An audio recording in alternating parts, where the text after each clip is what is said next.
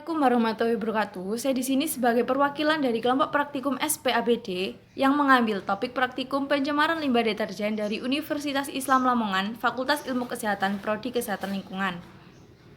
Kelompok kami di sini menyelesaikan tugas praktikum dengan mengambil sumber dari salah satu jurnal yang berjudul Pengolahan Larutan Deterjen dengan Biofilter Tanaman Kangkung atau Ipomea crassicaulis dalam sistem batch atau curah teraerasi.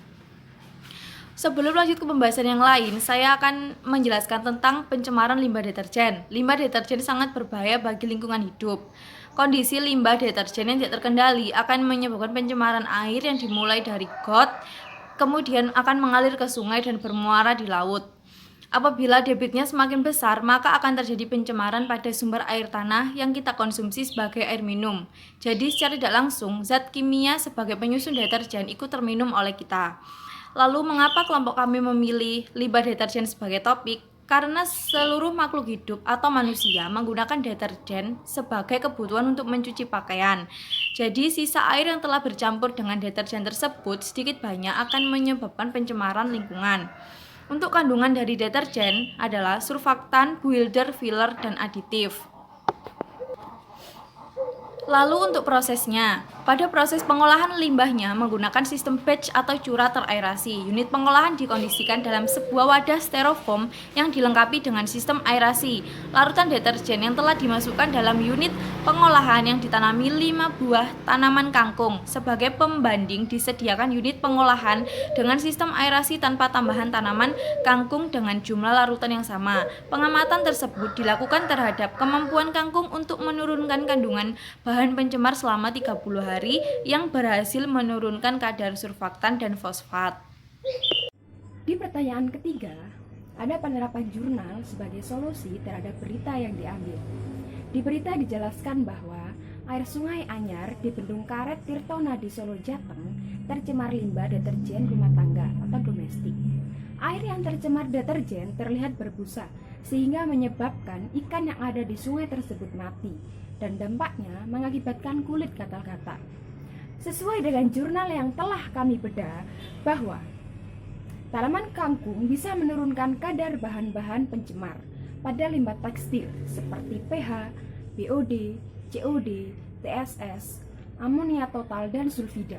Dari hasil pembahasan dari pengujian awal sampai akhir menunjukkan tanaman kangkung mampu menurunkan konsentrasi surfaktan pada sampel larutan deterjen sebesar 97,76% selama 30 hari proses pengolahan.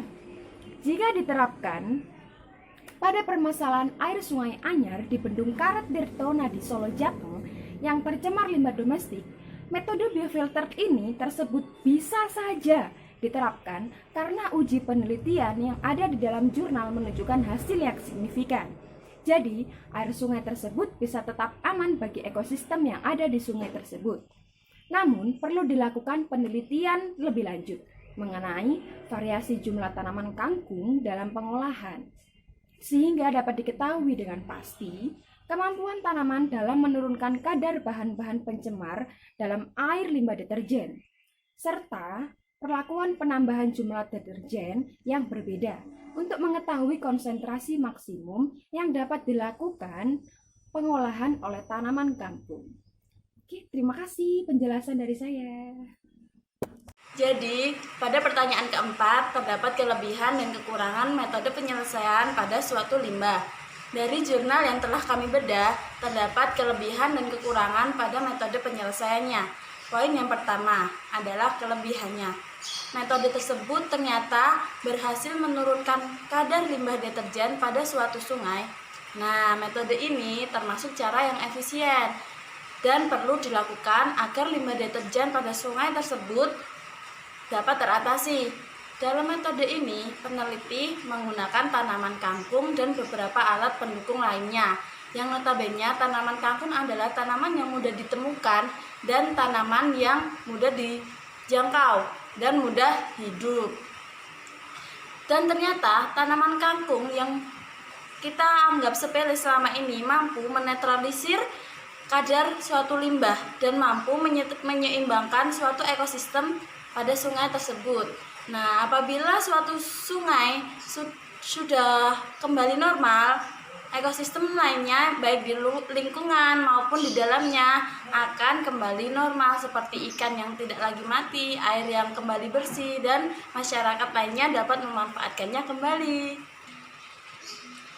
Oke, pada poin kedua adalah kekurangannya. Di dalam metode ini, selain menggunakan kangkung, peneliti juga memerlukan beberapa alat lain yang ternyata cukup banyak, mulai dari tabung-tabung pengolahan, waktu-waktu penelitian, waktu-waktu pengamatan, yang apabila dilakukan oleh masyarakat umum, kami rasa itu cukup rumit. Dan sebelumnya peneliti juga sudah menjelaskan bahwa metode pada penelitian mereka ini masih membutuhkan penelitian ulang. Jadi mungkin apabila metode ini dilakukan oleh Dinas Kesehatan Lingkungan setempat, mungkin akan lebih efisien dan Dinas Lingkungan setempat bisa melakukan perbaikan dan menjadikan metode ini lebih mudah dipahami. Assalamualaikum warahmatullahi wabarakatuh. Mengimbau agar para masyarakat tidak berlebih-lebihan dalam penggunaan detergen agar tidak terlalu mencemari lingkungan. 2. Menanam tanaman kangkung di tanah sekitar daerah got agar sedikit banyak bisa menurunkan konsentrasi zat kimia penyusun pada detergen.